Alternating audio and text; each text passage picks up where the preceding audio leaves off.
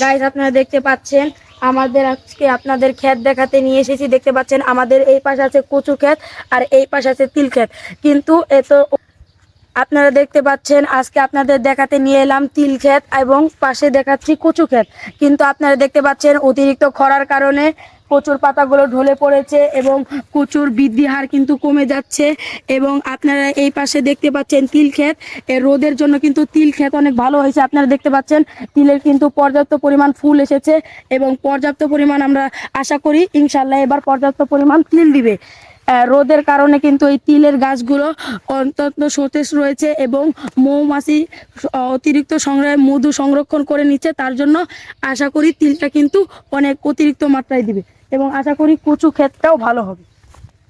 আর যদি বৃষ্টির পরিমাণ বেশি থাকতো তাহলে কিন্তু কচু কিন্তু বৃদ্ধি পেত আর কচুর ক্ষেতটা কিন্তু আরো অনেক বেশি সুন্দর হতো। এই যে এখন আপনাদের দেখাচ্ছি পাট গাছ, এটা কিন্তু গরমের একটি ফসল। আপনারা দেখতে পাচ্ছেন পাট গাছগুলো কিন্তু গরমে অনেক সতেজ রয়েছে, কিন্তু আরো ভালো থাকতো যদি অতিরিক্ত পরিমাণ বৃষ্টি হতো। বৃষ্টির কারণে দেখতে পাচ্ছেন ওই মাঝে মাঝে কিন্তু ক্ষেতের মাঝে মাঝে কিন্তু ফসলগুলো হয়নি এবং চারিপাশে কিন্তু ফসলগুলো ভালো হয়েছে এবং সতেজ রয়েছে। আপনারা দেখতে পাচ্ছেন এই পাটগুলো কিন্তু অনেক জায়গায় বড় আর অনেক জায়গায় ছোট। এর কারণ হচ্ছে খরার কারণে কিন্তু অনেক জায়গায় ছোট রয়েছে আর যেখানে পানি বেশি পড়েছে সেখানে কিন্তু ফসলগুলো আরো ভালো হয়েছে। এই যে আপনারা দেখতে পাচ্ছেন কৃষকের অদক্ষতার কারণে এই দেখেন পাটের পাতা ঘুচিয়ে গিয়েছে এবং খেতে কিন্তু অতিরিক্ত পরিমাণ ঘাস হয়েছে।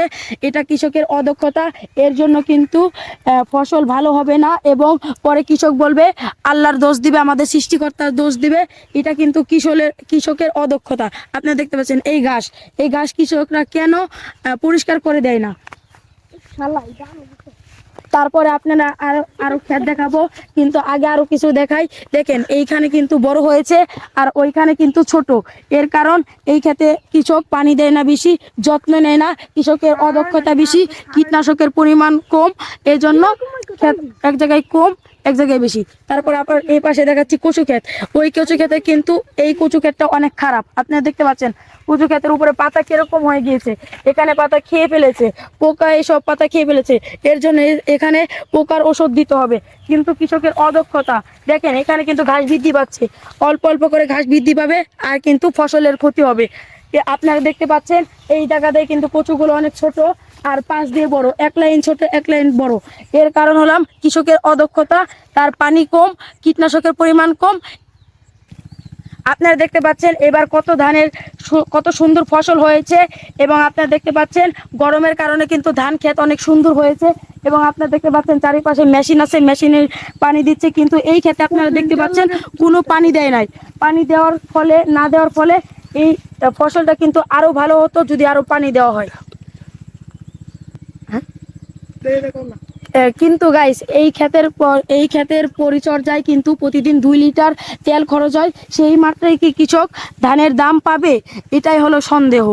এবং আপনারা দেখতে পাচ্ছেন কিন্তু আপনারা কি জানেন যে রবিবারে অনেক বজ্রপাত আছে। এই